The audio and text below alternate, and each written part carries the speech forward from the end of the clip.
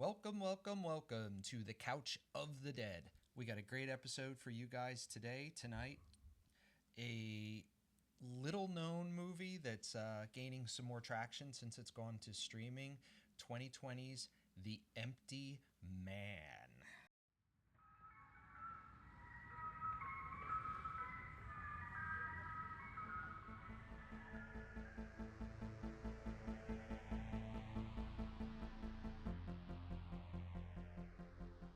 Hi, I'm Vanessa.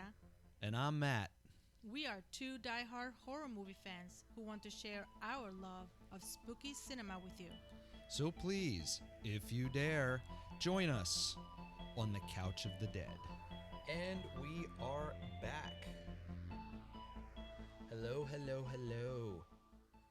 And welcome back. Today is a special episode because this movie was suggested to be reviewed by one of our subscribers.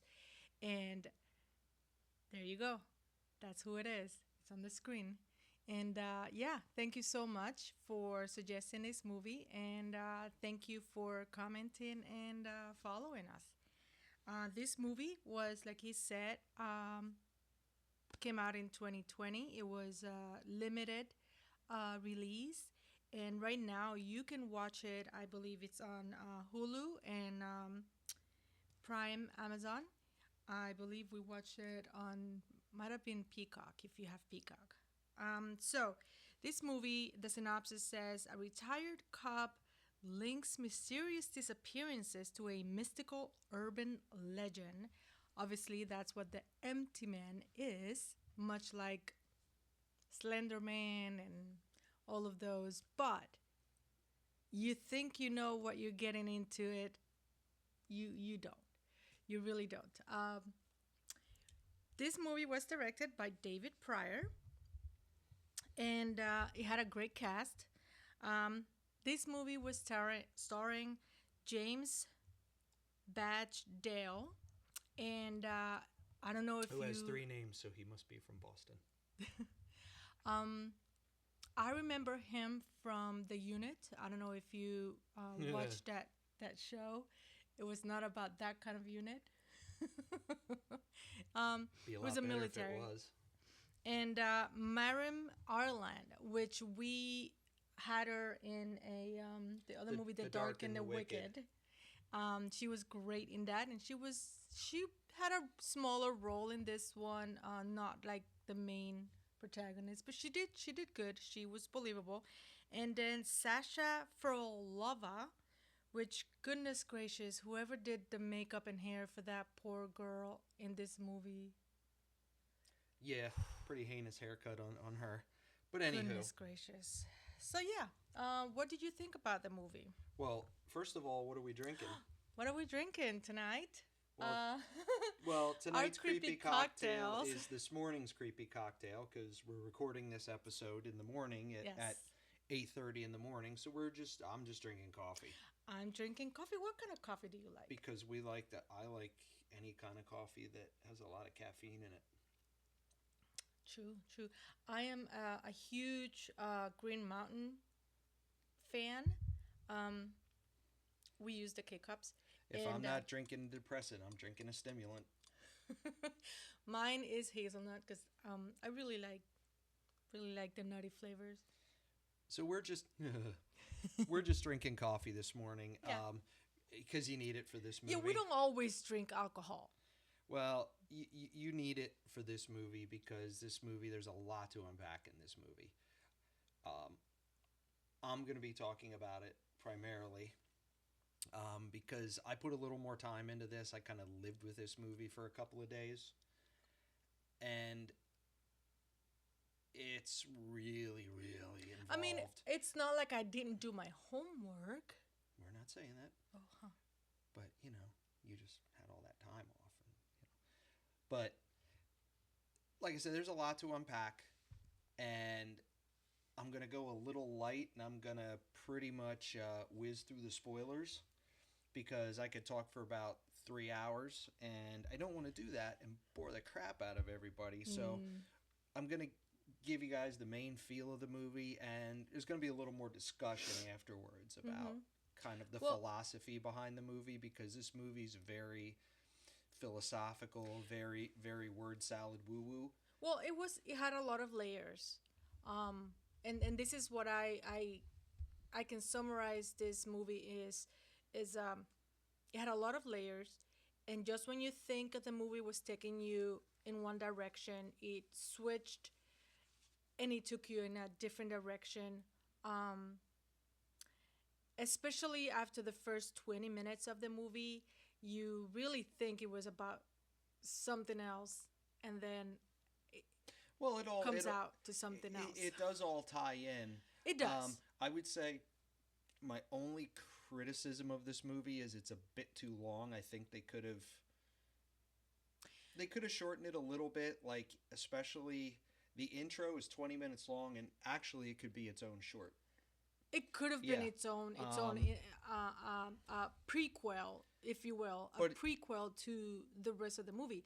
But you're right. The thing is that I think he had so much going that well, it takes a lot of time beating the same premise yeah. into you, but it's a really quirky premise, so it needs a lot of explanation. I don't have a problem with a movie being long. You know, some people see a runtime and they'll not see a movie just because they're like, oh my God, 2 hours, you know, because everybody now has short attention span theater. And so I think without further ado, I think we should get into our spoilers.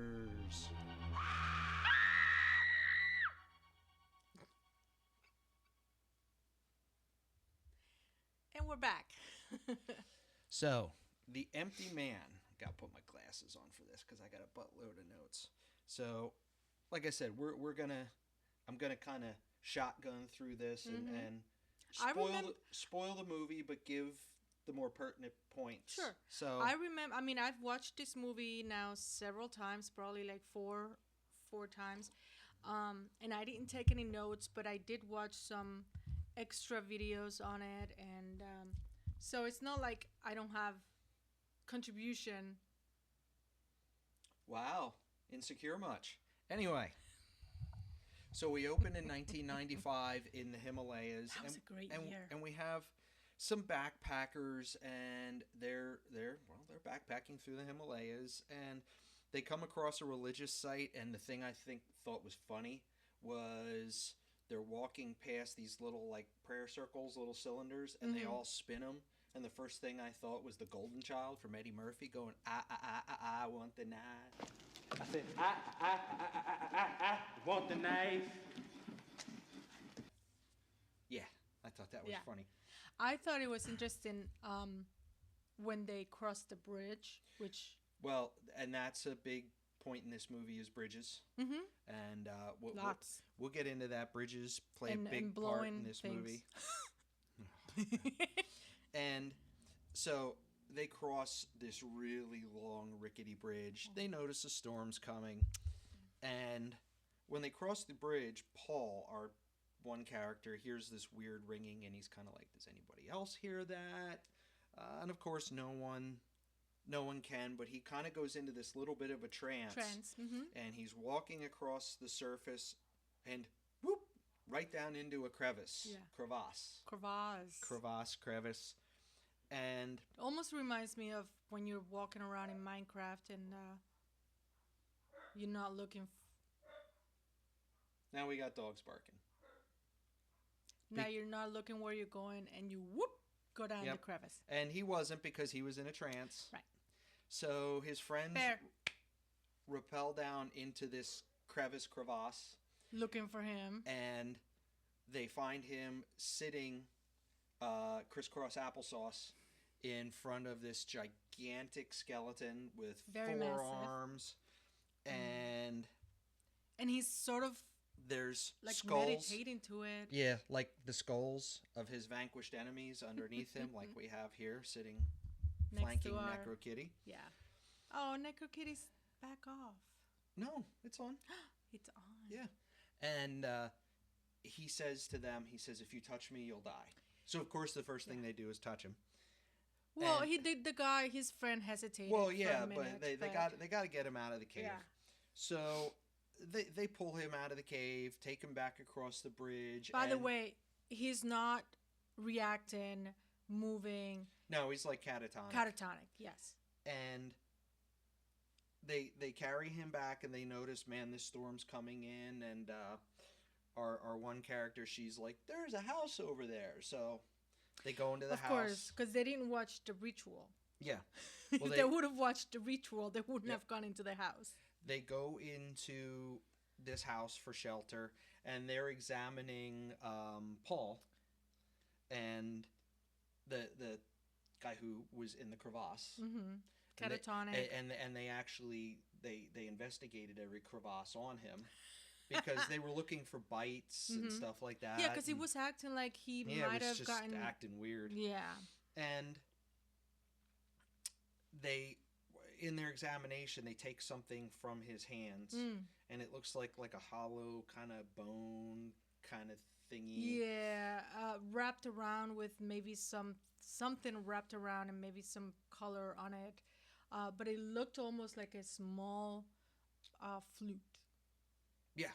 Yeah. A little bit. And made out of bone. Yeah. They decide that, well, they're going to stay through the night and ride out this storm. And, of course, our one character, Ruthie, decides, oh, look, this thing looks cool. It makes some noise. I'm going to blow into it. And she blows into it. I think Ruthie's the girlfriend. Yeah, and it just goes, woo, you know, makes a whooshing sound. Mm-hmm. So almost immediately. That is day one. Right. Of our intro. So there was like a sign thingy that says day one, right? Uh-huh. Then now we're on day 2, I believe. So day 2, and our other male and female, Fiona and Greg, they go outside to do some exploring around, and it's still snowing. Oh no, I thought they were going to get some help. Well, yeah, they look around, get help, go exploring. Because they're still concerned about their friend. He's just laying there, not. And Ruthie's there by herself, and she just cracks open the door and, sees something outside. And it's a very tall, menacing... Well, she thinks it's a person. Figure. Well, it looks like a person because it looked like a man. And with tattered robes and waves blowing in the wind. It's actually a really cool shot, this dark figure. Because now the snow, it's a little bit like a whiteout. So it was very hard to see. So she's trying to So they get into like a Mexican standoff where they're just standing there for a minute or two, looking at each other. And this thing starts kind of like inching in and then inching towards her, and she's still standing there. And then all of a sudden, it busts into Carl Lewis and starts sprinting towards her. And of course, she turns and runs back into the cabin and slams the door shut. And then she hears a pounding on the door, and it's Greg. Mm-hmm. It's their friends. Yep, and she's kind of like confused. Like, didn't she just see the big, hulking, evil, menacing, Grim Reaper kind of looking thing? Mm-hmm. And so she's confused about all this, and now they're just still taking shelter, and night falls. And Ruthie wakes up, like, kind of in a dream, kind of not, to Paul kind of like chanting under his breath a little bit. And he's like right in her ear. He's chanting in her ear. And she wakes up. And he's not there. Starts awake, and Paul's gone. Yeah. So, of course, they're going to go find Paul, and they kind of backtrack, and Paul is sitting at the edge of the bridge, crisscross applesauce. And he's chanting, and he kind of like looks at Ruthie. Ruthie looks at him, and Ruthie just takes a knife, and she stabs Greg in the back because Greg at this point is pissed off at Paul, and he's like, yelling at him like, man, everything's about you, and I'm tired of dragging your ass around, and blah, blah, blah, blah, blah. And Paul's like, yo, Ruthie. Ruthie just stabs him in the back, and And then turns to the other turns to girl. Fiona, Mm-hmm. and just goes whoosh, slides her Right knife across the across neck. Fiona's Mm-hmm. throat, and pushes her off the bridge into The just off the side of a cliff. yeah, This is the not a abyss. crevasse. This is a Nope. cliff. Mm-hmm. Cliff. And so she just stands there now, and she's in a little bit of a trance, and she Mm-hmm. just Well, looks at she killed them in a trance, yeah, and then she's standing right by the edge, and you can see in her face that she kind of came back to it. yep. You can't really tell, but it looked like she kind of came back to it and realized what just happened. And before she could do anything else, she lets herself fall. Well, she looks at Paul, Mm-hmm. and you see like a wave, like reality kind of distorts, and then she's like almost back in her trance, and then she just, you know, does a backwards Drops. gainer off the side Yeah. of the cliff, and we are into 23 years later. Mm-hmm. Just So, when you thought there was a whole 20 minutes of the beginning of the movie, now the movie actually starts. So this was more like a prologue. Um, yeah, you and thought like you I were said, getting this could have been its own little like Yeah. short movie. It was Absolutely. actually pretty cool. Yeah, it was. So now, 23 years later, we're in Missouri, and we meet James, and James is a retired detective, Mm-hmm. and we see him. He's going for a jog, Mhm. and something we hear a couple times that's kind of pertinent is this disembodied voice, kind of saying, "Where were you?" Where were you? to him. So we know something's going on in James's head, Mm-hmm. and James is kind of alone. You know, we see him working. He works at a At a store security. where he sells think like it's- self-defense stuff, guns, It's his, I believe mace. it's his own Yeah, it's his own company that business. he does security. And he's sitting alone at a restaurant, and he decides that he's going to use the coupon to pay for his dinner. So we 'Cause know it's it's his his birthday. And of course, we get the cheesy, Ugh. happy birthday, dear customer. Yeah. I literally think that's what they Yeah, say. they did. Yeah. So I was impressed that it was a flan. Yum. yeah, well, it was. I think it was a Mexican. It was a Mexican yeah. restaurant. Yeah.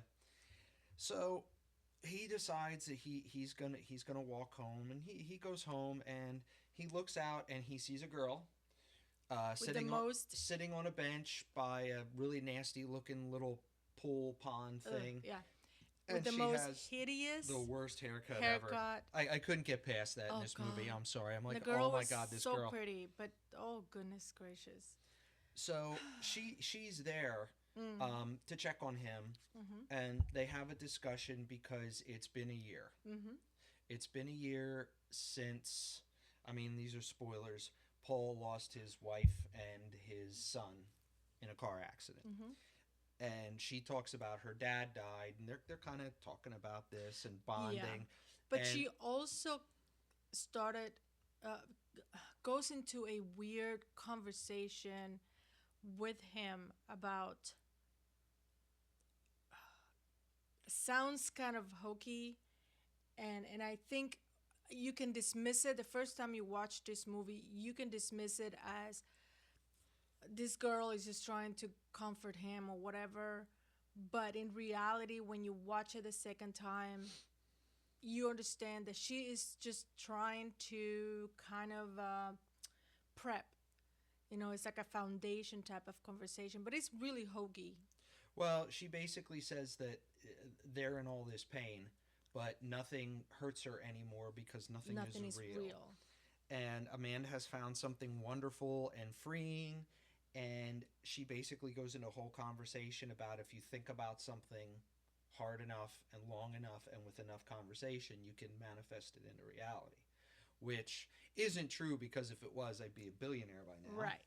I would have a nice car. Yeah. Well, I mean, I have a nice car. Hey, but, James is skeptical, and he's like, I don't understand Yeah. anything you're No. talking But about. this is important. Again, this is a foundation conversation.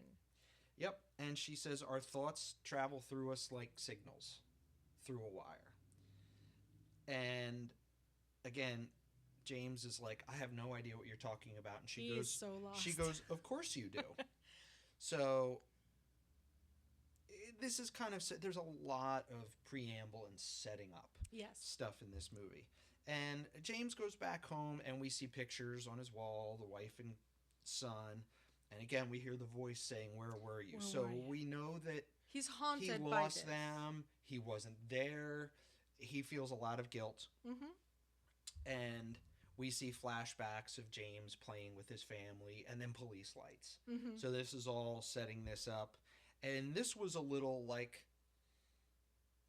preamble to the preamble. So we had a prequel to the movie. Now, now we have another prequel. Prequel's the wrong word, but prologue. Mm-hmm. A prologue to.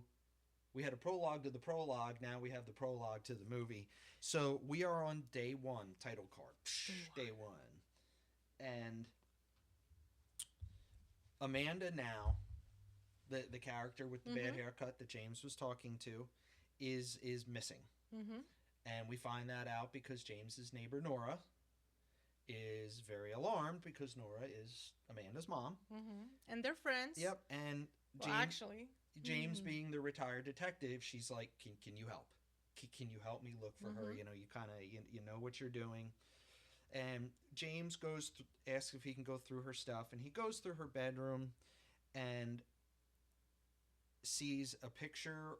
It's like a black picture, Yeah, it's almost like like a a charcoal poster. drawing kind of thing of some thing like sitting, just like some You can weird almost see just like a image. silhouette. Yeah. It wasn't like a clear image, but there is something on the bottom right. Yep. And he goes into her bathroom, and on the mirror is a sign written in words. What we think it's words. What would be presumably blood, blood. that says, "The empty man made me do it." Mm-hmm. So now we've been introduced to the concept of the empty man, and the police show up. One of the cops recognizes James, and he thinks that, well, you know, Amanda's a teenager. She's probably just acting out, and they're not going to do anything because she hasn't been missing long enough at this point, and they're going to kind of chalk it up to rebellion. Mm-hmm. So it's up to James to figure this out. Mm-hmm. I believe this is when he goes to the school. Well, he goes through her journal, and he finds a flyer for the Pontifex Institute. And a little bit of trivia, Pontifex means bridge builder. Mm. So, But I believe he went to the school before he went to the institution. He talked to the one friend. well, he didn't go to the institution yet. Oh, He just okay. found the flyer Okay. for the Pontifex Institute. So, yeah. Then he decides, well, he's going to go to the school Mm-hmm. Poke around. and try and talk to some of her friends.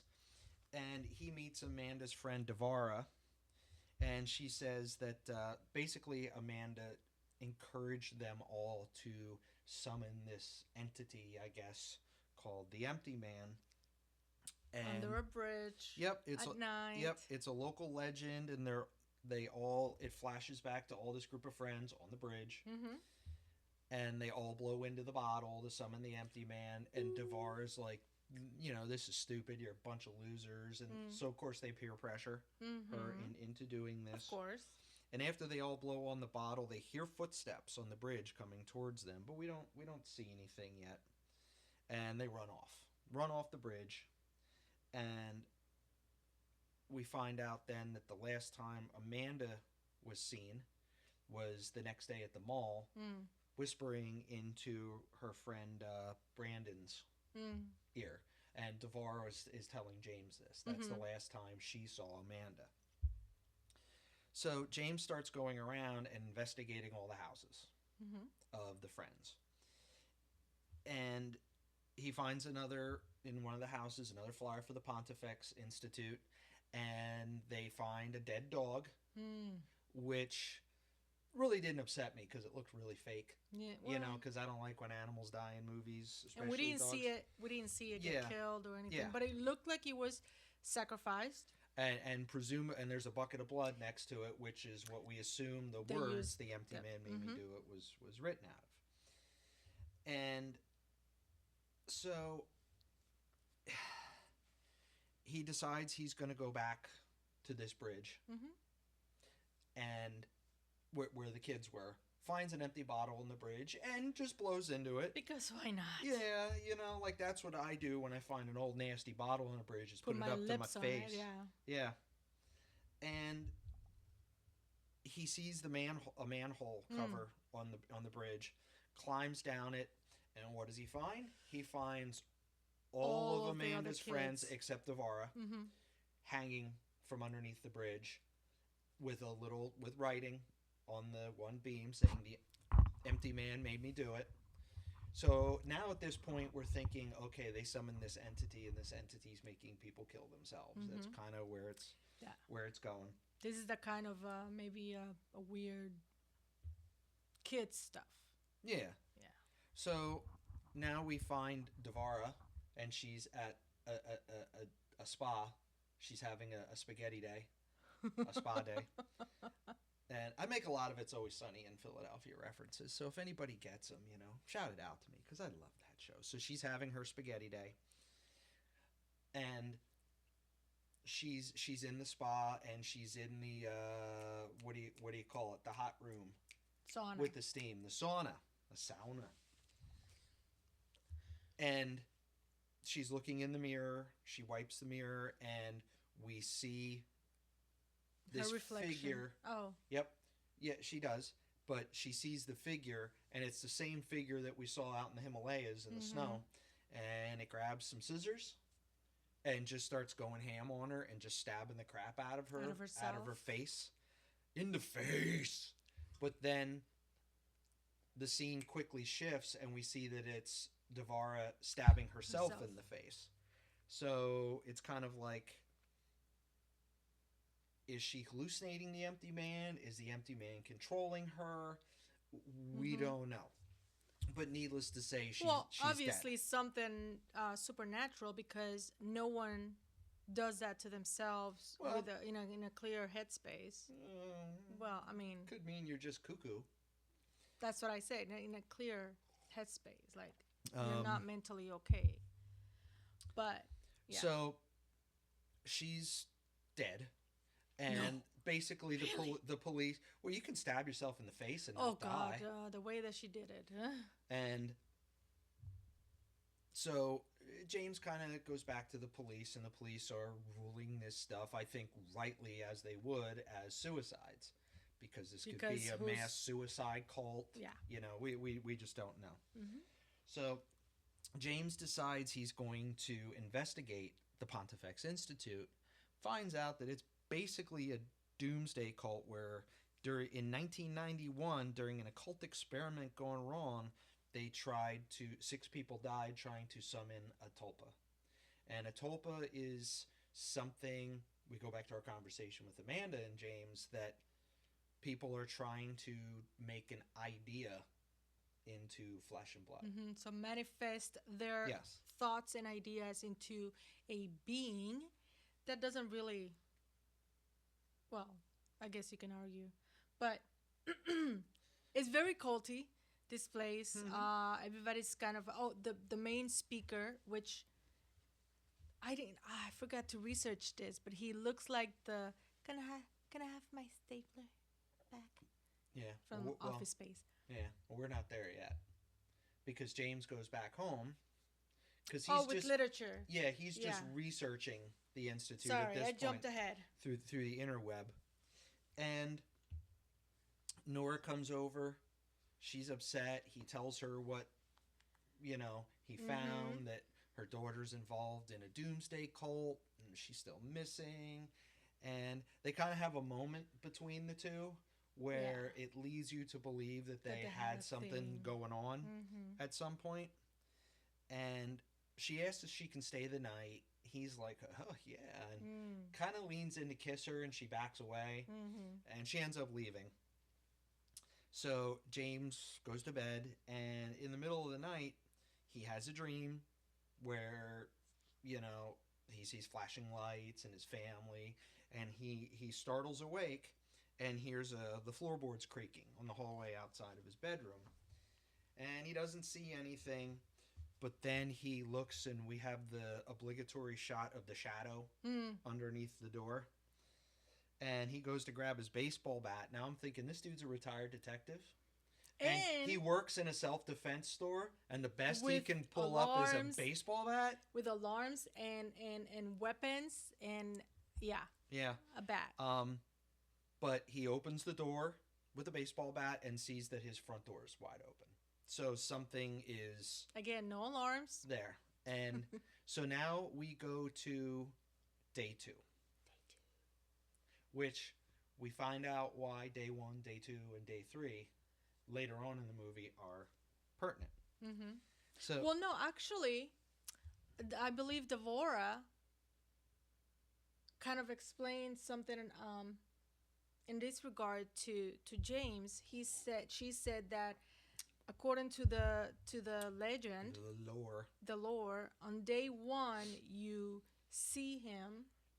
No, you start thinking about him. Or you think about him. On day two, you see him. No, I think on day three he finds you. Day two, he just kind of like comes in and rearranges all your office furniture. Gosh. So anyway, James decides he's going to go to Pontifex, and he's given a questionnaire when he gets in there by the woman behind the desk with some really weird, hokey questions. Very culty. Very L. Ron Hubbard kind of stuff. Like, have you ever felt, depressed or things like that? Like, what? Well, yeah, just weird stuff. Just very intimate kind of questions. And something like random that it kind of comes back up a couple times, and you think why, is that James is like, hey, I know all about these cuckoo cults. I was born and grew up in San Francisco. Mm-hmm. Which is a scathing indictment on San Francisco, because apparently it's awash with cuckoo cults. No offense to if you're from there. Yeah, we I've never love been California. to San Francisco. No. I don't know. I've been looking for a cult. I mean, 3 hots and a cot. So Just don't drink the Kool-Aid. yeah. So the girl invites him in and is like, yeah, you can find the answers you're looking for. And he attends a seminar with the speaker, Arthur, who is your typical kind of Jim Jones kind of cult leader. And I did look it up. He is the guy from Office Space looking for his stapler back. Oh, yep. And Arthur's basically speaking about what is essentially nihilism. Mm-hmm. Everything is basically non-existent and has no meaning. And he says that everything has been divided, but we will become one again, which is, I'm kind of like, yeah, he's trying to like bang some of the female cult members. Like, I think that's what he's kind of trying to say. So, well, they're going to become one again because of the empty man. He names him by name. Mm-hmm. Empty man. Empty. Empty. Empty. Empty. And Empty. MT. EMT. Empty. And so at this point, James, he wants to talk to Arthur, one-on-one.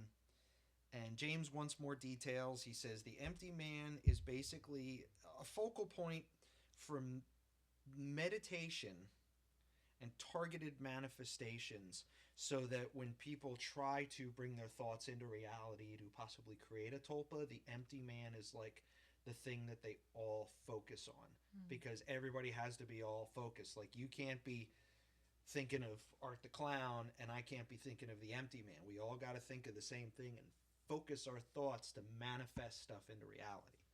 So that's what the empty man is. He's a vessel, a focal point, stuff like this. And if I'm getting this wrong, this is just what I got from the movie. So if I'm getting this wrong and you love this movie, like, Let's talk about it. Yeah, let's have a conversation about this. To unpack. And so at some point, after this conversation, James is like, just at the food table grabbing something to eat, and he talks to this young kid about, hey, have you seen Amanda? And this dude is, he's like, well, I haven't seen her. She was here, but I haven't seen her in a while. And I kind of glossed over before that where Arthur the speaker basically told James, "I'm glad you came back." Mm. And James is like, "I've never been here before." Mm-hmm. So James is kind of like, what the hell's going Mm-hmm. on? Like, are these people trying to brainwash me? That's Mm-hmm. kind of the sense I got, is Well, at they're that trying point, to get him to join. and at that point, I was thinking that maybe he was there before, and he, didn't remember, and I thought it was going again, like I mentioned in the beginning. I thought it was going a different way, especially because of that comment. And I was like, oh, okay, I see. He was part of this cult when he was young and Or doesn't remember. yeah, or I was thinking they were just trying to kind of get in his head and Mm. you know Mm-hmm. bring on a new recruit. And yeah, it could be a lot of stuff. He could have been a member and been deprogrammed. Mm-hmm. And so James decides he's going to poke around a little bit and just kind of just walks around all over the Yeah, place. no one stops him. Yeah, no one. If you thought you were like a doomsday cult, you'd be a little more secretive about strangers poking around in your business. Mm. Oh, and he walks by an area where, like a few guys are staring, crisscross applesauce, staring onto the wall. Looking at the poster with The same poster black that was poster. in Amanda's room. And I thought that was hysterical. Yeah, So as he's just walking around, he just sees that. there's chants there's a loudspeaker with chants going on God, about yeah. it, and so he's What like, was it? Like, nothing is real, and yeah. some weird chanting. Yeah. So he ends up going down into the sub basement, which is a basement sub the normal basement, and there's a bunch of people sitting around in chairs, Like one of those in a circle. Yep. And James kind of course, steps on a twig and makes a sound, and everybody kind of looks up at him, and Everybody. they start blowing in their bottles. Ooh. Yep. And now two people, which they're kind of like officials, you can tell from the cult. They're up there, and they see James. They're like, "Yo, you can't be down here," and so they escort him out of the building. And when he gets out, he sees the boy, wispy haircut boy that he was talking to that before. he was talking to before, Mm-hmm. asking about Amanda. And he's like, "Look, man, I need more information here." And they're like, he's like, "Well, they have big plans for Amanda." Mm-hmm. And, guy starts going back into, the nothingness, and nothing matters, and we're all part of, there's the atmosphere, the biosphere, and this other kind of plane of existence that we're all connected to, but we don't really notice it. And a lot of word salad stuff. And James again is skeptical. I mean, but I would. Yep. But he basically also says that the Institute has a 500-year plan, and he has no idea how dangerous they are. And she's been taken to a camp called Elsewhere. Mm. So I wonder where that is. Yeah. Elsewhere. Well, Elsewhere is a camp that you have to cross a bridge to get to. Because bridges are a thing. Because, again, we have more bridges. And it's a bunch of cabins, and they're deserted. Because James, he's like, well, I have to go and check this out now, because he's a detective, and it's what he does. Well, I mean, he still wants to find Amanda. That's the whole point. Well, yeah, that's what he does. So he's going through the cabins, and he finds a stack of videotapes. And the first thing I'm thinking of is, man, we still have VCRs? But one of them is labeled Manifestation 13, because of course 13. He plays Like a number. He plays the tape, and it shows a bunch of people. Now the place is deserted, but it's still got electric running to it, just so we know. Of course. And they're doing the same chant as the people who were sitting in the chairs in the basement of the Institute. And one of the people on the video looks possessed, and he's bald, very bald and hairless, and has glowing eyes. Bald and hairless, huh? Well, you can be bald and still have hair. Oh, you mean like... Yeah, Okay. yeah, so he's bald and hairless.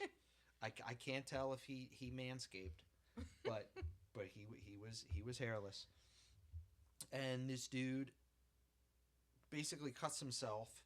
He's mutilating himself, and he dips his hand in a bowl of his own blood and starts drawing this thing on the wall that looks like the drawings in the poster in Amanda's room and the picture in the basement of the Institute that we saw all the other bald hairless people sitting there and kind of chanting to. So this is all starting to lock in now. Yeah. And the boy on the tape at one point turns around, stares at the camera with these menacing glowing eyes, and the videotape ends. So at this point, James is like, he's like, what the fuck is going on here? So he's like, okay, I'm leaving. And it's night at this point. He got there during the day. Didn't he see the room? Then he realized it is the same room that the video was took place. The cabin he's in is the same room that took place, and there's still that on the wall. Yep. The painting thingy. So it's night at this point, and he comes walking out and sees kind of through a clearing a bunch of people in a circle around a bonfire, and they all start chanting. And the fire just starts twisting and circling its way up, way high up in the sky. In the sky. In the sky. I was surprised that people had clothes. Yeah, that's you would true. think, they would be naked, because why not? Well, because they might burn themselves if they aren't hairless. And James follows the fire up into the sky, and again we get that little wavy kind of sensation and reality distorting, warping, whatever. And then James kind of blinks and looks back down, and there's no fire. And everybody's just standing there looking at him. And he takes a step back, and they take a step forward. And James is kind of like, has his natural reaction. He's like, fuck this shit. And he goes tearing off, and they start running after him. And of course his like brand new vehicle won't start, because that's a trope. And they're descending upon his vehicle, but he gets it started, and he gets out, and the whole way driving home he's like, what the fuck was that? And he goes back to the police station and tells them what he saw. And they're basically telling James, oh, so you were trespassing. Because the police are not super helpful at this point. Well, and we find out later why. We find out why. Police are not super helpful. And he says that, he goes back to Nora's house and is telling her what he saw. And he's like, your daughter joined some kind of cult. I don't know if they, killed her or whatever. And we see through a couple more flashbacks that now we find out that James and Nora did have an affair. And not only did they have an affair, it was on the night that his family died. And they were having an affair on the day of... Oh, yeah, it was the day of the funeral. It wasn't the night they died. It was the day of the funeral. No, the funeral for her husband. Yeah. That's when they were having an affair. And then that's the same night that his wife and kid got into an accident and died. So pretty messed up story here. So we find out kind of that James and Nora aren't the greatest, but it could have been grief. They could have, made bad decisions because of overwhelming grief, whatever. They're shitty people. Yeah. So James goes back to his house again. This is the night of day 2, night 2. And again, he's sleeping. has the same kind of dreams of the accident and the police and them at the playground and stuff, with his family, memories of his family. And he startles awake again, and now this time we see a figure kind of like on the floor, and it rises up out of the floor, which was a cool shot. Yeah, it was effective. And again, he goes for his baseball bat. Now, you'd think if you thought you were battling a supernatural entity, you would have gotten your proton pack. I don't know. Just don't cross the streams. And he goes for his baseball bat, and the figure disappears. And now we're into day 3. And like I said, I know I'm like speed reading through this, but no, it's good. So James is now back in front of the Pontifex building, and he's drinking. He's day drinking because he's kind of like, I mean, at this point, he's like, yeah, whew. He's rattled. And he sees the kid that he talked to previously about Amanda picking up some other kids, and they're going to different locations and picking other people up, and he's tailing them. And they all go to a hospital in St. Louis, because we're in Missouri. They go to St. Louis Hospital, and they sneak in the back door, and James parkours up over the railing and gets into the back door, and he follows these kids, and they all go to this hospital room where there's a man hooked up to machines that are obviously keeping him alive. He's He looks like he's in a catatonic or comatose or vegetative state. Yeah. And who is there? Well, who is there? Amanda's there. Amanda's there. And all these kids fall to their knees in prayer around this man in this hospital bed. And you're like, what the hell?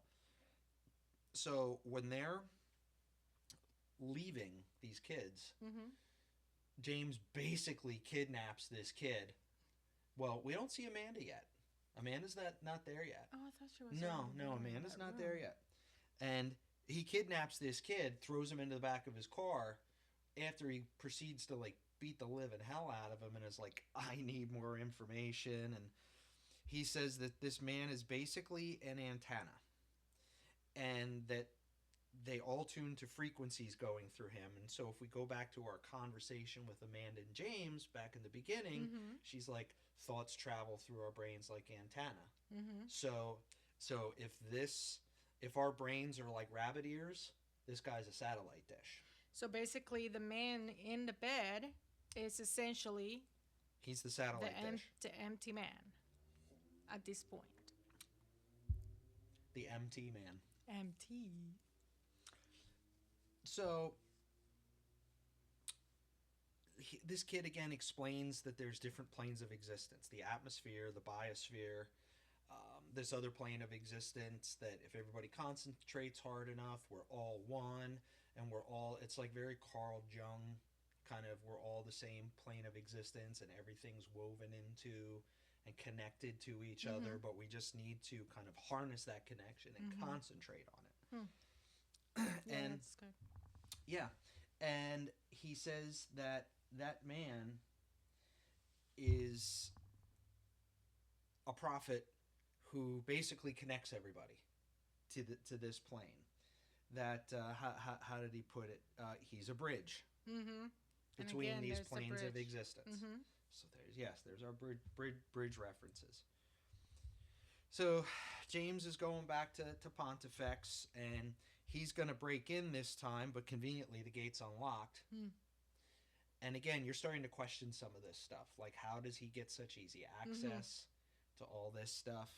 And I think one of the things that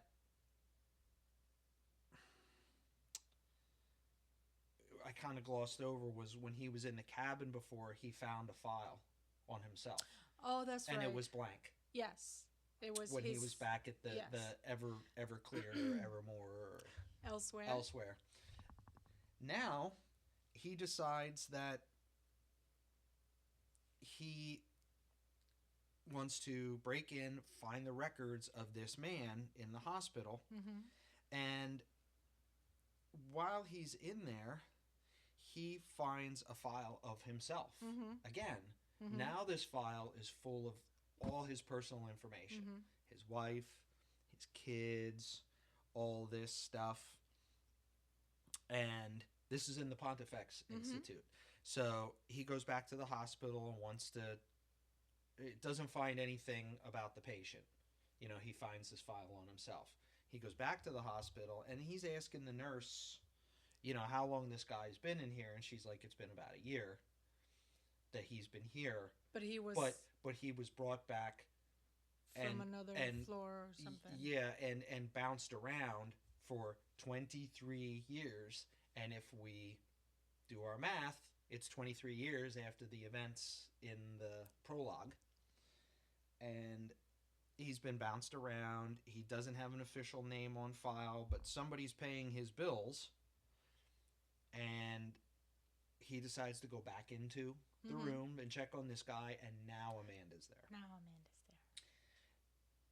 And she says that he is basically this guy in this bed is a carrier of a signal that he can amplify, like the antenna. He can amplify everybody's thoughts and stuff, but he's growing weak because he's been in this state for 23 and years. You can see the guy looks like he looks like an empty man. He looks like a husk, he looks almost like a person. like a skeleton almost.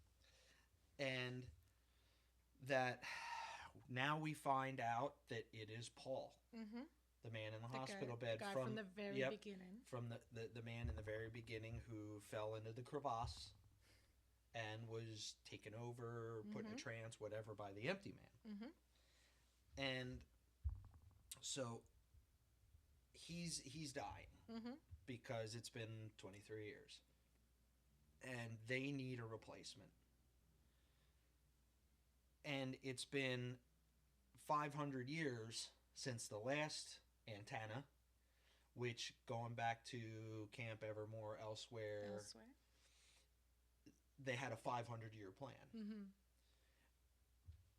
But they can't wait another 500 years. So they basically all decided at Pontifex to try and summon a tulpa to replace James and become the antenna, the empty man, the new antenna. And so James is confused. He doesn't know what's going on. And Amanda basically says, I'm going to spoil it, we created you.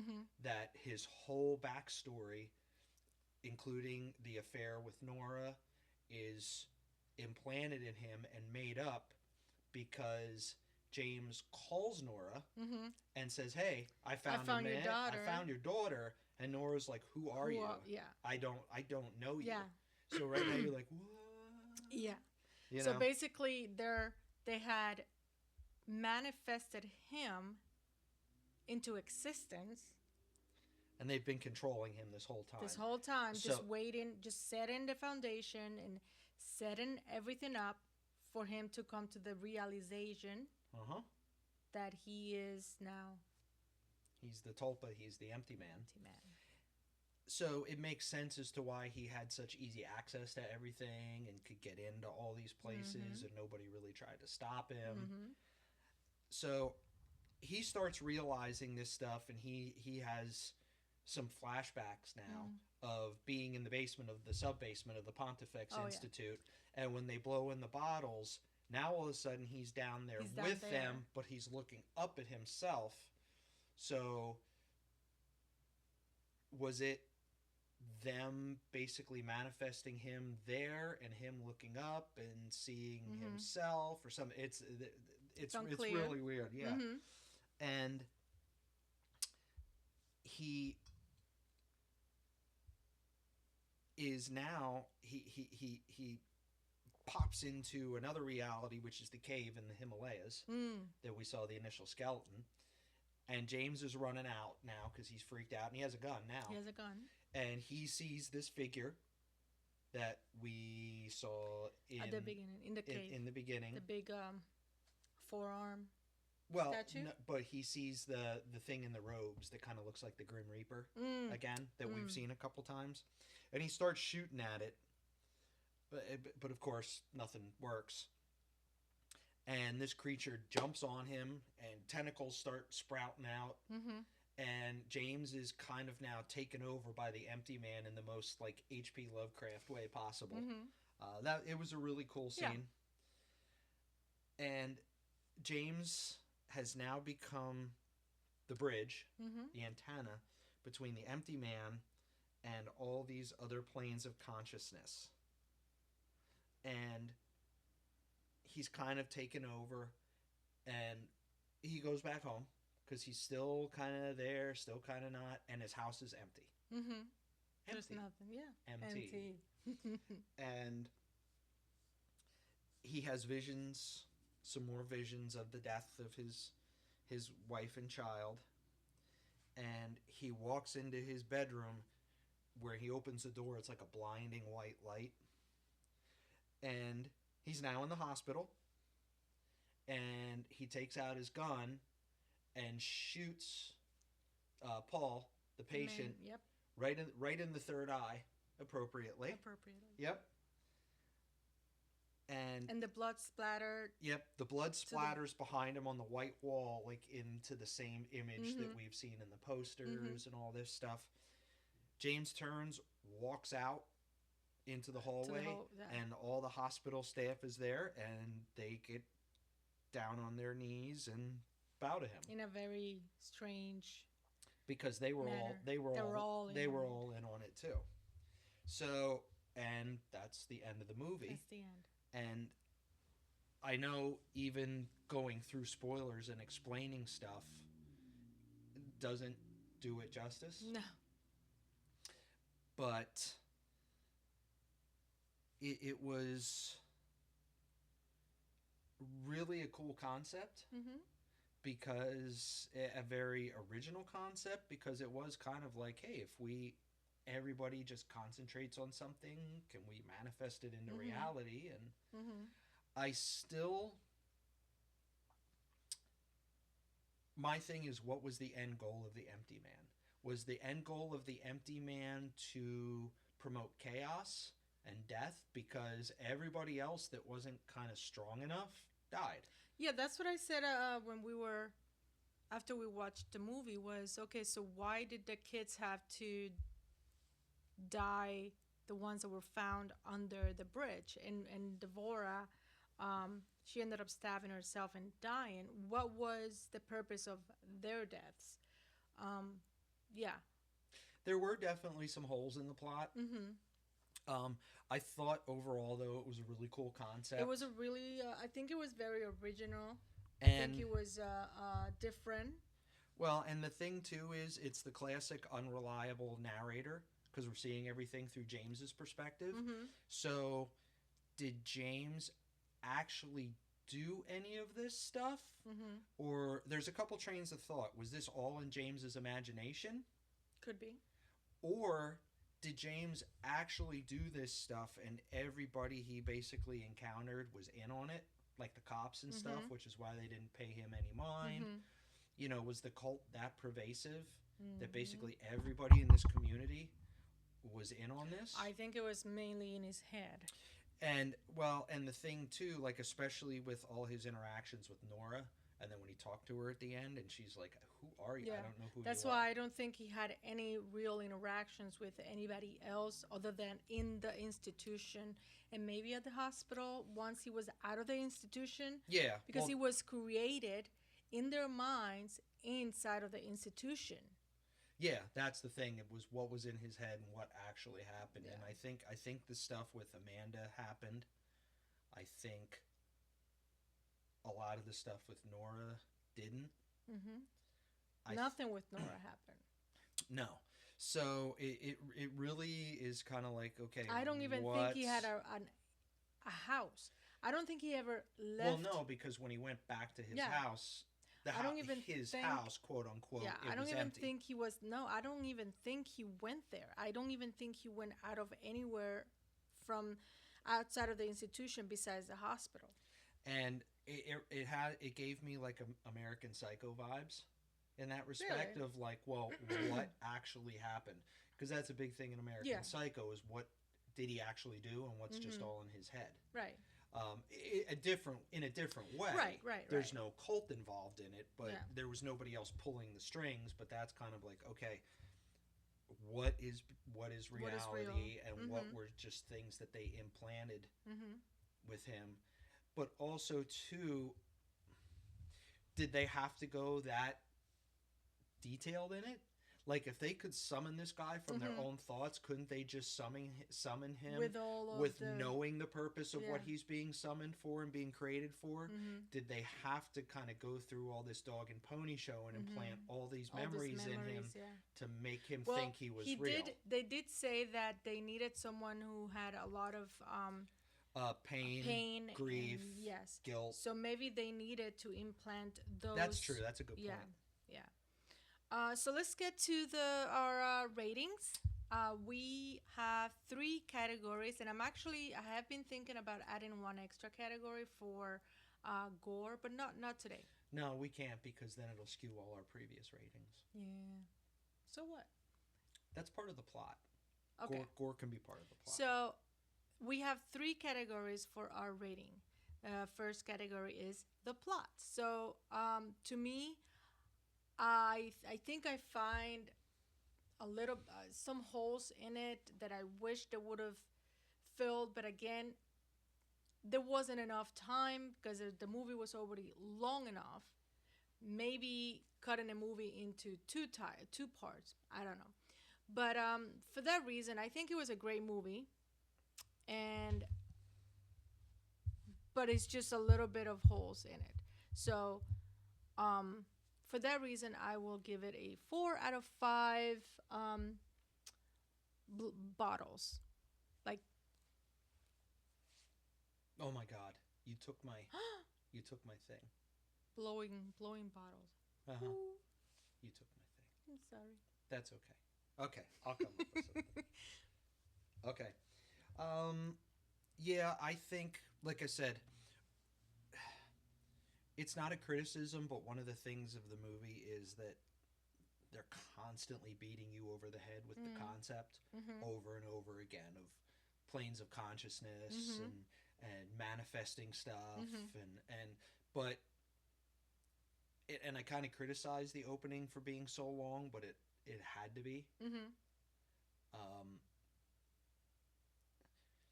this movie beats you over the head a lot and kind of holds your hand in certain areas, but it almost has to. Yeah. Because it's a really weird concept. But that being said, it's a very original concept too. And that's one. I thought thing the that whole we concept like. of the Yeah. movie was very original. I think it was done pretty well.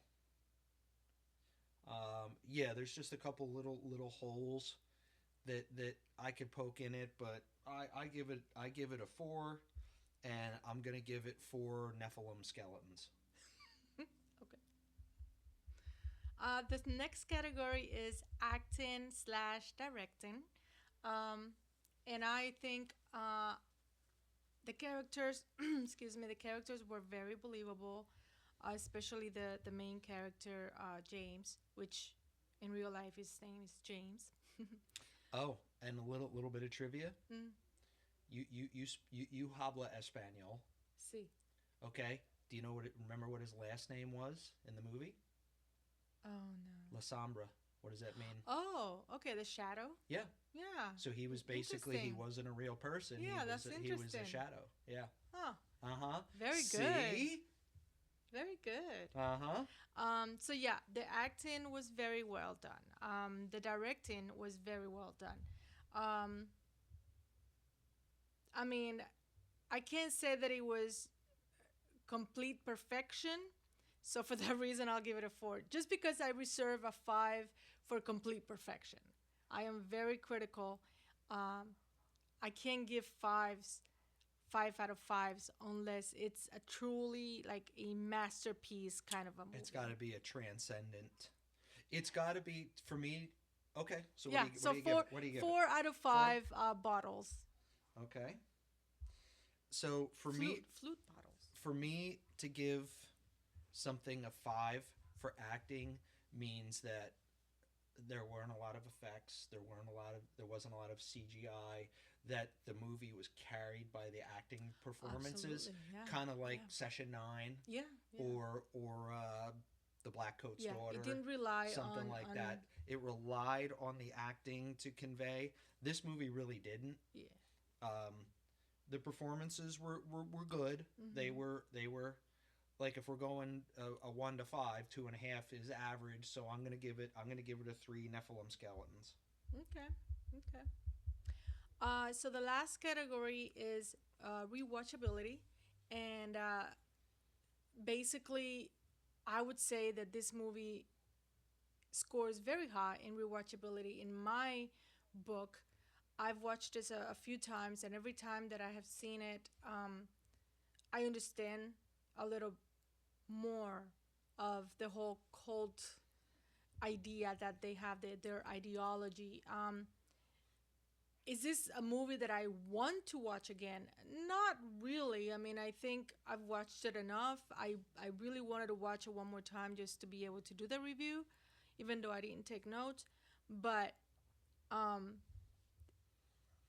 I don't know. I'm gonna give it a 4 out of 5 bottles. Okay. It's a great movie. I'm done watching it. Well, that's a pretty high score for that. Yes. Yes. I agree. I think there's a couple reasons why a movie would have a high rewatchability, and either A, it's just not that complicated, but it's just a lot of fun, and you just want to watch it again for the just fun aspect, or it's something that you watch a couple times and you pick stuff up every couple viewings that sheds more light on it. And I think this movie has that going for it, but it also has a lot of filler stuff in there that once you kind of know, Right. like, what's going on after your first watch, you pick up some other stuff, but you have to then wait through a lot of other stuff to get to those moments. So, And it's a long movie. yeah. So I'm going. To me, it didn't feel long. There's movies that are long that feel long. This movie didn't feel super long because the pacing was pretty good and they moved through it pretty well. But I'm gonna give it a 3 for rewatchability. So Okay, so our total scores, I have a 12 out of 15 for this movie. And what do you have? and I had 4, 5, 6, 7. I had a 10. Okay. I think in review, excuse me, a 10 out of 15 is not bad. Like I said, out of 15, technically a 7.5 is an average score, just your average run of the mill movies. It is a pretty solid movie. I enjoyed it. I was very pleasantly surprised the first time I watched it, because I'm going to admit sometimes titles are enough for me to not watch a movie. Yes. And I'm like, oh, The Empty Man. Oh, this kind of makes you think of like the Bye Bye Man, the Slender Man. Yeah, and I was kind of like, this thing's going to be really tropey and it's going to kind of suck. And it didn't. I was very pleasantly surprised. I do know that there are some negative reviews out there, people who didn't like it, didn't think much of it. And to that, I would say, you know what, it's kind of sad because there is a lot to unpack here. It was a very well-made movie.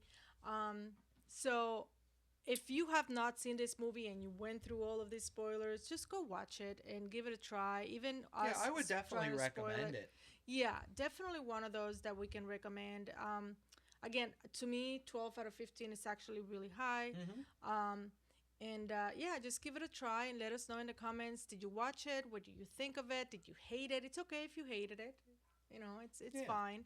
Well, and reviewing and grading movies is so subjective. It's just like it's like being a music critic. Like, who's to say like what music is good and what music isn't? If you enjoyed it, it's good. You know, I read something the other day in one of the horror. Actually, no, it wasn't a read. It was someone was talking about this in a video, saying that horror movie fans are one of the best people out there. I can't say word by word because I don't remember, but basically, we're not. We don't discriminate. If you tell a horror movie fan, hey, I just watched this horror movie and it was disturbing and it was fun, go watch it. The rest of us are like, yeah, okay, let's watch it. I will literally watch anything you say. Hey, I watched this, give it a try. I'm like, okay, sure, why not? Except all the creatures are stirring. I ain't watching that again. Well, we watched it once. Let's just do 3. That's enough. 3. Yeah, the once enough. Once, yeah. 3. But I also think too that horror movie fans are some of the toughest critics because we can be a little snooty. I don't know many people who are snooty rom-com fans. Yeah, I don't do rom-coms. Horror movie fans, we're tough critics because we have our genre-defining movies and our favorites, and everything gets scored based on that. So it's kind of like, it doesn't mean that this movie's not The Exorcist. It's kind of like, well, yeah, this movie's not The Exorcist, so it sucks. Sometimes that's how horror movie fans can get. No. So with that being said, I think I would definitely recommend this movie. It's a fun movie, cool watch, and it definitely exceeded my expectations from my initial thoughts. And now... So with that time... What time is it? Game time! What time is it? Game time! Woo! And we are going to play some horror movie trivia. Brought to you by horror trivia game Outset. This is what we do when we like to have a little bit of fun games. Next episode, we'll try and come up with a game that is kind of pertinent to the movie we've watched. But sometimes when we're busy, we're like, just fuck it, we're going to play horror movie trivia. Yeah, and we're only doing 3 because we're kind of on a time crunch here. So. Okay, so I will ask you first. Okay. We don't have a pen. Well, we're only doing 3 questions. We'll just put it here. I think we can. We'll put them here if we got them right. I think we can figure it out. Okay, sequels. That's the category. Okay. Yes. Some of these have categories. Oh my God, that is way too easy. Okay, give me an easy one.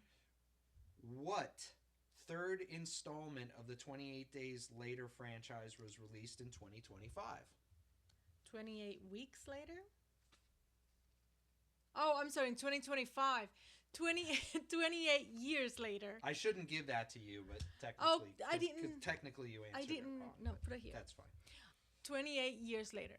Jeez. No, we put it here because you got the question, so you get the card. Oh, that's how I got keep the card. Score, because okay. 3 is a big number. Okay. So, question for him. Category is Made in Canada. Canada. Oh, right? Made in Canada, not Mating Canada. That's what it sounded like. So, do you want an easy one or a... You just give me whatever. I gave you like a level 3 question, just so you know. What? Oh, I'm gonna butcher this word. What Algonquian mythology creature is known to possess humans, leaving its victims with an insatiable hunger and a desire for human flesh? Do you want to read the question? Yeah. Say it out loud. What? Yeah. See? Algonquian mythical creature is known to possess humans, leaving it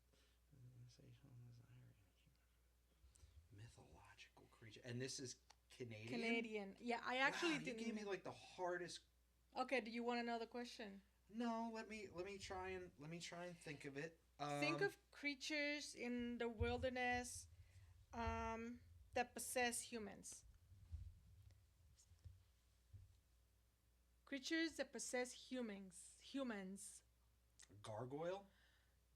Gargoyles don't possess humans in the wilderness. I don't know. There's not a lot in the wilderness. Werewolves, they don't possess humans. No. There's this is also known by a different name. Is it a Wendigo? Yes. Ha! It is also known by a mimic. That's yours. That was really rare. I didn't know Wendigo was Canadian. I didn't know either.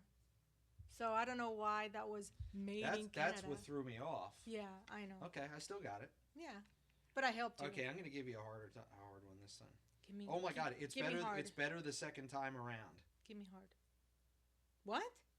It's better the second time around. So Is that this the is category? basically like remakes, reboots. Oh, remakes. Okay. I wanna. Well, you're horrible with actors and actresses' names, so I'll give you this one. What British actress plays journalist Rachel Keller in the 2002 remake of The Ring? Oh, These are all easy. Oh my God, I have it in the tip of my tongue. It's the blonde girl, the blonde, Naomi Watts? Yep. Yay! All right. 2 for 2, baby. All right, I'll try to give you an easier one. Oh, directors. Ooh. Okay. I think you should know this.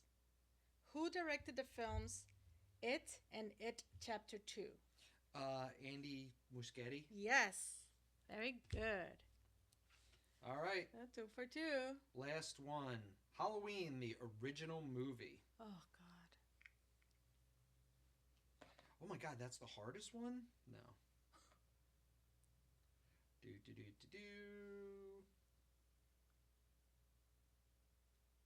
Okay, I'm going to give you a hard one.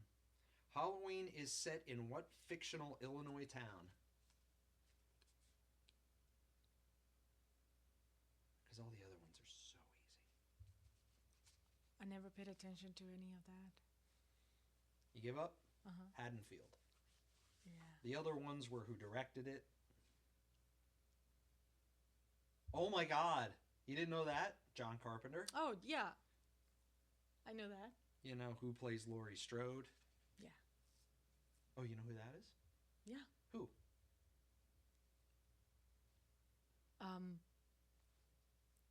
Oh my God. Yeah, see? Yeah, Okay. I know her name. It's Jamie Lee Curtis. Jamie Lee Curtis. I know that. Okay, ask me the last Oh one. my God. Well, I guess none of them were easy. Songs. Okay. Huh.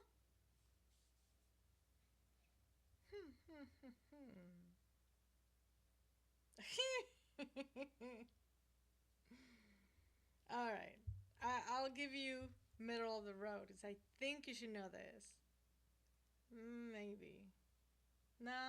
Okay. Okay. What band recorded the song Pet Cemetery for the film Pet Cemetery? The Ramones. Yeah. And that is a game. He wins. I won. 3-2. We are out of time. We have to run. But it was fun having another episode with you guys. We appreciate all the positive feedback, all the love, comments. If you watch this and you like our content, please like and subscribe. And our socials are on the bottom of the screen here. So go check us out. Yep. Yeah. We're going to keep doing requests along with new movies. New movies will take priority. Yes. New releases in theaters will take priority. Yes. We're looking forward to a bunch of really cool ones this year. Mm-hmm. And, maybe we'll go see one soon. Who knows? Mm-hmm. And so thank you for the recommendation Yeah. for this movie. Yeah. And we will, like I said, you recommend a movie, we will watch it. Just don't toy with our emotions, Don't torture us, please. Please. You can. But if you make us watch a shitty movie, we're going to tell you it's a shitty movie. Oh, yeah. Yep. Yeah. We try to be honest. We try and err on the positive side, but we do try and be honest. Yeah. And All the Creatures Were Stirring was I'm going to be talking about that movie. I talked about that movie more than I talked about The Exorcist because it was so bad. So anyway. With that said, we are Yep. done. We are out.